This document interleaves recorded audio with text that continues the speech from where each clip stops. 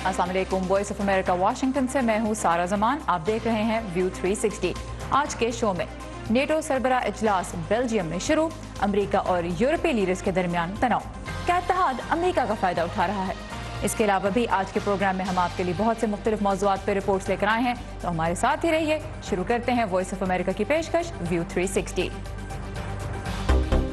हमारे बस से हालात जो है बिल्कुल बाहर हो गए। इंतखाबी वादे पूरे होने का मुंतजर सूबा बलूचिस्तान का जिला अवारान, और चीन में टेक्नोलॉजी के शोबे में गैर मामूली तरक्की। बेल्जियम के शहर ब्रसल्स में आज नेटो सरबराह इजलास का आगाज हुआ है, लेकिन तनाव के माहौल में। अमेरिकी सदर डोनाल्ड ट्रंप ने एक बार फिर शिकायत की है कि नेटो रुकन अपने दिफा की मुनासिब जिम्मेदारी नहीं उठा रहे, जिससे अमेरिका पर बोझ पड़ रहा है। यूरोपीय यूनियन और अमेरिका के दरमियान भी दरामदात पर इजाफी टैक्स लागू करने पर दोनों जानिब से एक दूसरे पर पहले से ही तनकीद की जा रही है।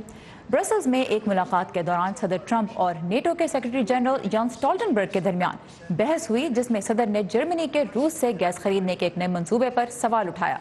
सदर का मौक़िफ़ था कि जर्मनी एक जानिब रूस से तहफ़्फ़ुज़ के लिए नेटो पर इन्हिसार करता है और दूसरी जानिब तवानाई के लिए रूस पर। नेटो के सेक्रेटरी जनरल ने सदर को यकीन दिलाने की कोशिश की कि नेटो इत्तेहाद अमेरिका समेत तमाम रुकन मुल्कों के लिए मुफीद है। But Germany, as far as I'm concerned, is captive to Russia because it's getting so much of its energy from Russia. So we're supposed to protect Germany, but they're getting their energy from Russia. Explain that. And it can't be explained, you know that. इजलास में शिरकत के लिए रवानगी से कबल भी सदर डोनाल्ड ट्रंप और यूरोपियन काउंसिल के सदर डोनाल्ड टस्क के दरमियान भी ट्विटर पर सख्त जुमलों का तबादला हुआ।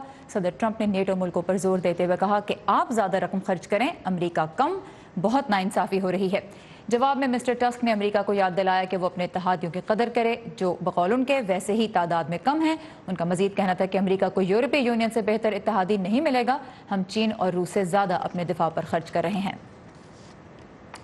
नेटो अमेरिका और यूरोपीय मुल्कों के दरमियान तकरीबन 70 साल पुराना एक इत्तेहाद है। इसके क़याम का बुनियादी मकसद तो यूरोप को रूस की जारियत से बचाना था, लेकिन अब दीगर ख़तरों जैसे दहशतगर्दी का खात्मा भी इसके मकासद में शामिल है। इस इत्तेहाद का सबसे अहम उसूल मुश्तरका दिफा पर मबनी है, जिसके तहत रुकन मुल्कों में से एक पर हमला सब पे हमला तस्वुर किया जाएगा। अमेरिका समेत इस वक्त 29 मुल्क इस इत्तेहाद के रुकन हैं। 2006 में नेटो ने फैसला किया था कि हर रुकन अपनी मजमूई कौमी पैदावार का 2% यानी GDP का 2% अपने दिफा पर खर्च करेगा, ताकि कोई भी एक मुल्क अपने तहफ़्फ़ुज़ के लिए दूसरों पर ही इन्हिसार ना करता रहे। लेकिन सिवाय अमेरिका के, जो कि दिफा पर GDP का 3.5% से ज़्यादा खर्च करता है, सिर्फ 4 मुल्क 2% के टारगेट पर अमल कर रहे हैं, और ये ज़्यादातर छोटे मुल्क हैं। इनकी मईशत भी बहुत मजबूत नहीं। जर्मनी, इटली और फ्रांस जैसी बड़ी ताकतों को देखें तो वो अपने दिफा पर इससे काफ़ी कम खर्च कर रही हैं, और नेटो के कुल बजट में भी सबसे ज़्यादा हिस्सा अमेरिका का ही है। तो फिर सवाल ये पैदा होता है कि क्या नेटो अमेरिका का फ़ायदा उठा रहा है, और इसी बारे में हम बात करेंगे अपने आज के मेहमान से, जो है वाशिंगटन के तहकीकी इदारे केटो इंस्टीट्यूट से मुंसलिक तज्ज़ियाकार डग बैंडाउ। डग, welcome to view 360. First is the question that President Trump also keeps raising. Is NATO taking advantage of the U.S.? Well, I think you can argue the Europeans long have taken advantage of the U.S. in the sense that they've been able to rely on America, and that has reduced their incentive to invest in their own defense. If I was a European, I would do that, but I think Americans have a reason to be frustrated if European countries don't spend nearly as much as they could on the defense, but expect America to do so instead. So डग बैंडाउ कहते हैं कि America की जो frustration है, America का जो गुस्सा है, वो इस लिहाज से जायज़ है क्योंकि जब यूरोपीय मुल्क अपने दिफा पे नहीं उतना खर्च करे जितना करना चाहिए और अमेरिका ज़्यादा कर रहा है, तो यूरोपीय मुल्कों को फिर ये एक मौका मिल रहा है कि वो अपने दिफा पे कम खर्च करें और दूसरों पे इन्हिसार करें। तो अमेरिकी टैक्स पेयर और ख़ासतौर पर अमेरिकी सदर की जो फ्रस्ट्रेशन है वो इस हिसाब से जस्टिफाइड है, वो मुनासिब लगती है। सो डग, why aren't NATO countries meeting the 2% defense spending target? I think there are two reasons. One, most of them, frankly, don't fear that there's any real danger. I don't think Germany expects Russia to invade it, so why should it spend more? And second is, if they think the U.S. will take care of any problems, again, why should they spend more? They're acting very rationally, even if it seems unfair to the United States. All right, so Doug कहते हैं कि ये जो वजह के یورپی ملک اپنا جو ڈیفنس اسپینڈنگ کا ٹارگٹ ہے 2% کا اس پہ کیوں عمل نہیں کر رہے؟ وہ کہہ رہے ہیں اس کی دو وجوہات ہیں. ایک تو یہ کہ بہت سے یورپی ملکوں کو روس سے کوئی بڑا حقیقی خطرہ نظر نہیں آ رہا. خاص طور پر انہوں نے جرمنی کی مثال دی جس کو آج صدر ٹرمپ نے تنقید کا نشانہ بنایا کہ جرمنی کو روس سے کوئی حقیقی خطرہ نظر نہیں آ رہا. اور دوسری جانب وہی بات کہ جب امریکہ کی مدد وہ حاصل کر سکتے ہیں, جب امریکہ دفاع پہ اتنا اسپینڈ کر رہا ہے تو اس کی وجہ سے یورپی ملکوں کو زیادہ اپنے دفاع پہ خرچ کرنے کی ضرورت محسوس نہیں ہو رہی. So Doug, now that President Trump has consistently been complaining about this on Twitter. He has been criticizing NATO, and also during this summit he has again and again very openly criticized NATO. Will his pressure help or hurt his cause and also the cause of NATO? Well, I think we're seeing the Europeans spending more. At least part of that is in response to his criticism. The problem, of course, is it's not a lot more. It doesn't really change things dramatically. And, you know, a worse personal relationship may result in some of those countries deciding to resist the United States, especially on trade issues, even though they might be more willing to help us if he had a better relationship. سو ڈگ کہتے ہیں کہ جہاں تک اس بات کا تعلق ہے کہ صدر ٹرمپ کی جانب سے جو نیٹو پہ دباؤ ڈالا جا رہا ہے اور جو تنقید کی جا رہی ہے اس کے کیا نتائج سامنے آ سکتے ہیں, تو وہ کہتے ہیں کہ کچھ ملکوں نے اپنے جو دفاعی اخراجات ہیں ان میں کچھ اضافہ تو کیا ہے اور اس کی وجہ صدر ٹرمپ کی جانب سے تنقید ہی ہے. اور دوسرا ان کا یہ بھی کہنا ہے کہ صدر کے دباؤ کا زیادہ اچھا اثر پڑ سکتا تھا اگر دیگر ملکوں کے جو لیڈرز ہیں ان کے ساتھ اس وقت امریکہ کے تعلقات اچھے ہوتے. جیسا کہ ہم نے پہلے بھی ذکر کیا تھا کہ تجارتی پالیسیوں کو, ٹیرفز کو لے کے اس وقت تعلقات امریکہ کے دیگر ملکوں کے ساتھ کچھ تناؤ کا شکار ہیں. اگر ایسا نہ ہوتا تو بھی یہ کنٹریز کچھ بہتر اسپینڈ کر سکتے تھے, لیکن فی الحال ڈگ کا کہنا ہے کہ وہ ریزسٹ کر سکتے ہیں صدر ٹرمپ کی کوششوں کو, وہ ان پہ کہہ لیجیے کہ مخالفت کھڑی کر سکتے ہیں. ڈگ Bandow was with us from Cato Institute. Doug, we really appreciate your time and your insight. اور نیٹو اجلاس سے کچھ دیر قبل برطانوی وزیر اعظم ٹریسا مے نے افغانستان میں مزید فوجی بھیجنے کا اعلان کیا. برطانیہ 440 مزید فوجی بھیجنے کا ارادہ کر رہا ہے, جس سے افغانستان میں تعینات اس کے فوجیوں کی کل تعداد 1100 تک ہو جائے گی. دوسری جانب خبر رساں ادارے روئٹرز کے مطابق ٹرمپ انتظامیہ بھی حوصلے میں کسی بڑی اور حالات میں کسی بڑی تبدیلی نہ آنے کے باعث اپنی افغان حکمت عملی بدلنے پر اب غور کر رہی ہے. پچھلے 17 سالوں کے دوران امریکہ انسداد دہشت گردی پر تقریباً 2800 ارب ڈالرز خرچ کر چکا ہے, جس کا بڑا حصہ افغانستان میں استعمال ہوا. اس دوران مختلف امریکی صدور کی افغان پالیسی ترجیحات اور ان میں پاکستان کے کردار کا جائزہ لے رہی ہیں صبا شاہ خان. اگر دہشت گردی کے خلاف جنگ میں 17 سالوں کے خرچ کا موازنہ کیا جائے تو سب سے زیادہ 2008 یعنی صدر بش کے آخری سال میں 260 ارب ڈالرز اور پھر صدر ٹرمپ کے پہلے سال میں 127 ارب ڈالرز خرچ کیے گئے. ماہرین کے مطابق بش انتظامیہ شروع میں صرف ملٹری طریقہ کار پر انحصار کرتی رہی, جبکہ صدر اوباما کے دور میں ڈرون حملے عروج پر رہے, اور پھر صدر ٹرمپ نے اوباما انتظامیہ کے مسلسل اور فوری خطرے کے معیار کو ختم کر کے ملٹری کمانڈرز کو فیصلہ کرنے کا اختیار دے دیا. ٹرمپ انتظامیہ کا نقطہ نظر ان معاملات پر مختلف ہے. امریکہ دہشت گردی کے خلاف افغانستان میں جاری جنگ پر اب تک تقریباً 850 ارب ڈالرز خرچ کر چکا ہے, لیکن افغانستان میں امن کا حصول اب بھی ایک چیلنج ہے اور افغانستان اور امریکہ اس کا ذمہ دار پاکستان کو ٹھہراتے ہیں. جنگ میں پاکستان کے رول کے بارے میں وہ کیا سوچتے ہیں یہ تو واضح ہے, لیکن ہمیں یہ نہیں پتا کہ یہ تعلق پاکستان کو حقانی نیٹ ورک کے خلاف مزید ایکشن لینے پر کس طرح سے آمادہ کرے گا. امریکہ پاکستان کو اس پر کیسے راضی کر رہا ہے کہ وہ دہشت گردی کے نیٹ ورک کو ختم کرے, اور امریکہ کو اس کا یقین ہے کہ حقانی نیٹ ورک کو پاکستان اگر چاہے تو امن کے لیے راضی کرنے میں کلیدی کردار ادا کر سکتا ہے.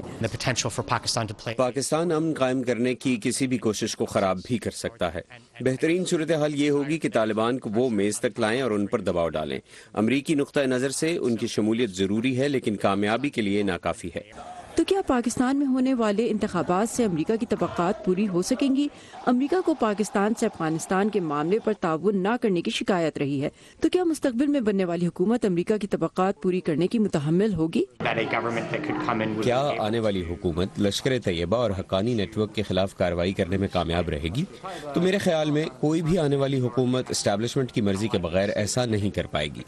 وہ کہتے ہیں کہ پاکستان میں بننے والی حکومت اگر امریکہ کے ساتھ سخت رویے کے وعدے پر اقتدار میں آتی ہے تو دونوں ملکوں کے درمیان حالات مزید بگڑ سکتے ہیں. پاکستان اور افغانستان کی امن کے لیے جاری مشترکہ کوششیں اور طالبان کی امریکہ کے ساتھ مذاکرات کی امید بظاہر جہاں پاکستان اور افغانستان کے تعلقات بہتری کی سمت جاتے نظر آتے ہیں، وہیں واشنگٹن میں ماہرین امریکہ کے طالبان اور پاکستان کے ساتھ تعلقات میں ٹھوس پیش رفت نہیں دیکھتے۔ Saba Shah Khan, Voice of America, Washington. Organisation of Islamic Cooperation کے تحت مسلم علماء کے ایک اجلاس میں افغان طالبان پر زور دیا گیا ہے کہ وہ انتشار کے خاتمے کے لیے مذاکرات کی میز پر آئیں، کیونکہ اس مسئلے کا بقول ان کے کوئی عسکری حل نہیں۔ افغان صدر اشرف غنی نے علماء کا ٹویٹر پر شکریہ ادا کیا کہ انہوں نے طالبان کی کارروائیوں کو فتنہ قرار دیا ہے۔ مختلف ملکوں سے تعلق رکھنے والے تقریباً 100 عالم دین سعودی عرب میں 2 روزہ اجلاس میں شرکت کے لیے جمع ہوئے۔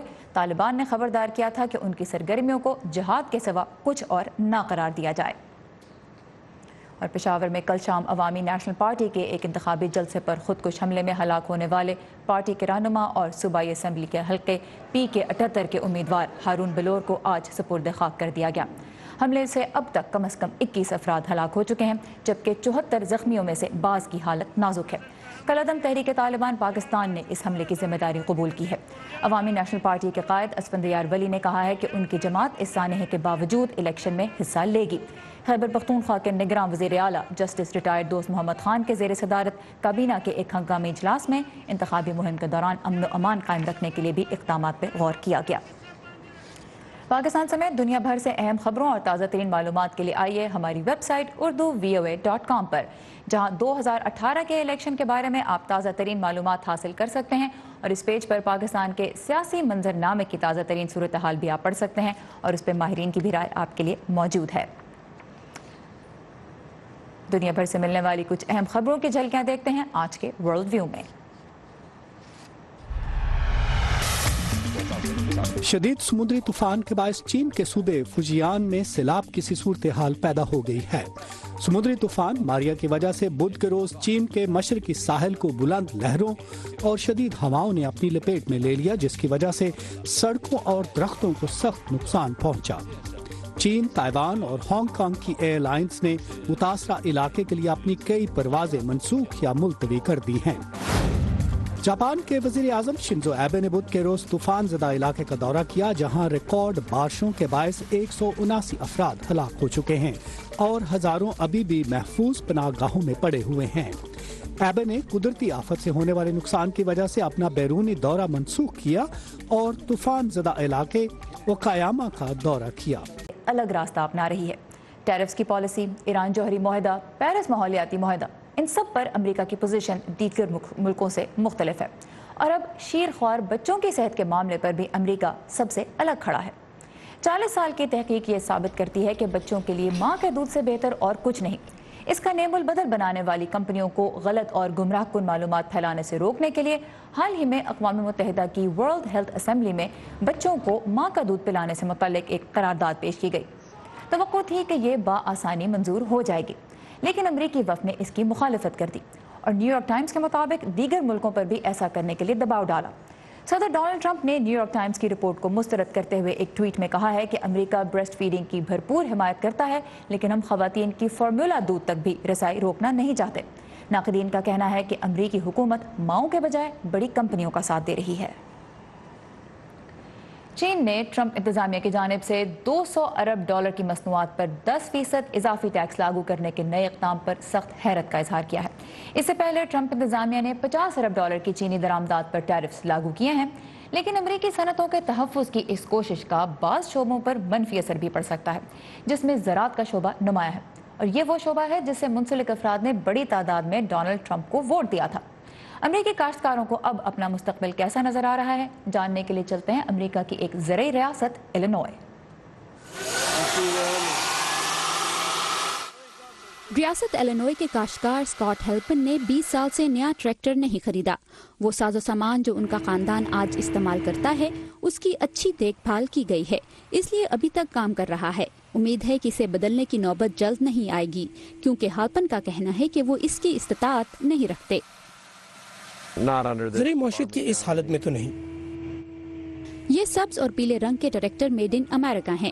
انہیں بنانے والی کمپنی جان ڈیئر کی سیلز اور منافع میں اس سال کے شروع میں اضافہ دیکھا گیا، لیکن یہ امریکہ کی جانب سے چین کے ایلومینیم اور سٹیل پر اضافی ٹیکس لگانے سے پہلے کی بات ہے۔ ज़रूरी माशियत गिरने से और साजो सामान की कीमत बढ़ने से अब ये काम हमारे लिए माकूल नहीं रहा। हम वो नहीं कर सकते जो अपने फार्म पर करना चाहते हैं। जॉन डियर और कैटरपिलर जैसी कंपनियों को तिजारती तनाज़े के बायस दोनों जानिब से नुकसान होता है। Mark ग्रेवोस्की quad cities investment group से वाबस्ता हैं। उनका कहना है कि किसानों और ज़रूरी साजो सामान फरोख्त करने वालों के लिए कीमतों में इजाफा स्टील पे 25% और एल्यूमिनियम पर 10% टैरिफ से कहीं बढ़कर है। अगर जॉन डियर मामूल के मुताबिक $1 करोड़ का स्टील दरामद करते हैं तो उन्हें अब $25 लाख का इजाफी चेक वफाकी हुकूमत को देना होगा, जिससे उनके खर्च में इजाफा होगा। दूसरी जानिब चीन भी अमेरिका पर टैरिफ लगा रहा है, जिसका मकसद अमेरिकी ज़राअत को निशाना बनाना है। इससे भी न सिर्फ काश्तकारों पर असर पड़ेगा बल्कि उन कंपनियों पर भी जो काश्तकारी से वाबस्ता हैं।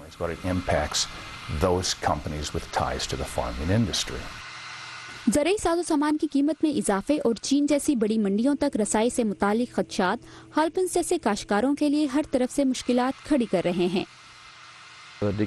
मार्केट में मंदी इस मुल्क में हर काश्तकार को रोजाना की बुनियादों पर मुतासर करती है, जबकि तिजारती मुज़ाकरात की मुसलसल खबरें मजीद गैर यकीनी का बायस बन रही हैं। हालपन कहते हैं कि जितनी ज़रूरत उन्हें अपनी फसल के लिए साजगार मौसम की है, उतनी ही ज़रूरत इस्तेहकाम की भी है। केन फराबो के साथ वैदा खलील, उर्दू VOA। अमेरिका में पैदा होने वाला तकरीबन 50% सोयाबीन चीन बरामद किया जाता है और जिस पर चीन की जानिब से इजाफी टैक्स लागू होने से भी अमेरिकी काश्तकार काफ़ी परेशान हैं। तहफ़्फ़ुज़ हर पार्टी का ही वादा है, लेकिन मुल्क के कई हिस्से ऐसे हैं जहां लगता है कि वादे करने वाले कभी मुड़कर आए नहीं। इन्हीं में सूबा बलूचिस्तान का ज़िला आवारान भी है। मुर्तज़ा ज़हरी हमें दिखा रहे हैं वहाँ का हाल।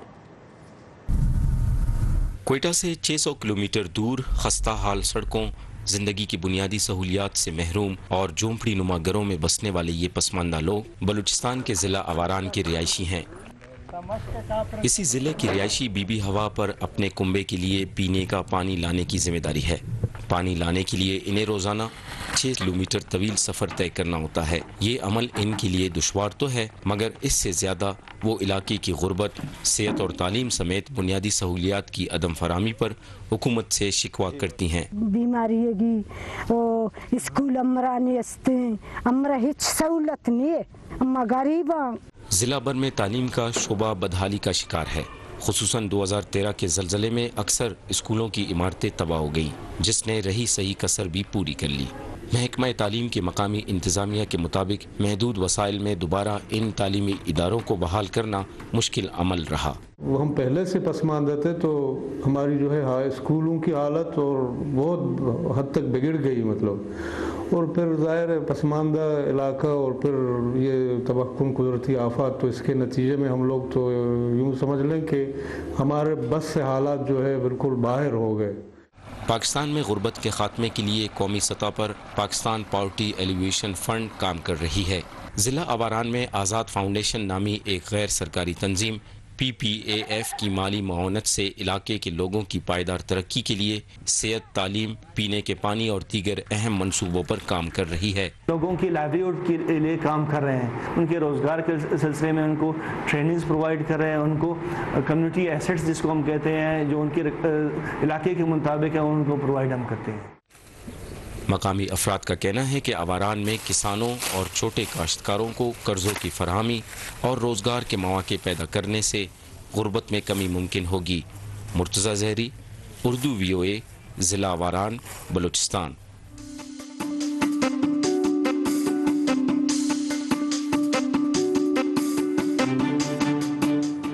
चीन पहली मर्तबा दुनिया भर में नई इजादात और तहकीक के हवाले से चोटी के 20 मुल्कों में शामिल हो गया है, जबकि अमेरिका इस दर्जाबंदी में कुछ नीचे चला गया है। मजीद जानते हैं इस हफ्ते के टेक सेगमेंट में। अक़वाम मुत्तहिदा की इंटेलेक्चुअल प्रॉपर्टी ऑर्गेनाइजेशन का कहना है कि चीन गुज़श्ता चंद बरसों में मुसलसल आगे बढ़ते हुए बैनुल अक़वामी इनोवेशन इंडेक्स में 5 दर्जे तरक्की करके 22वीं से 17वीं पोजीशन पर आ गया है।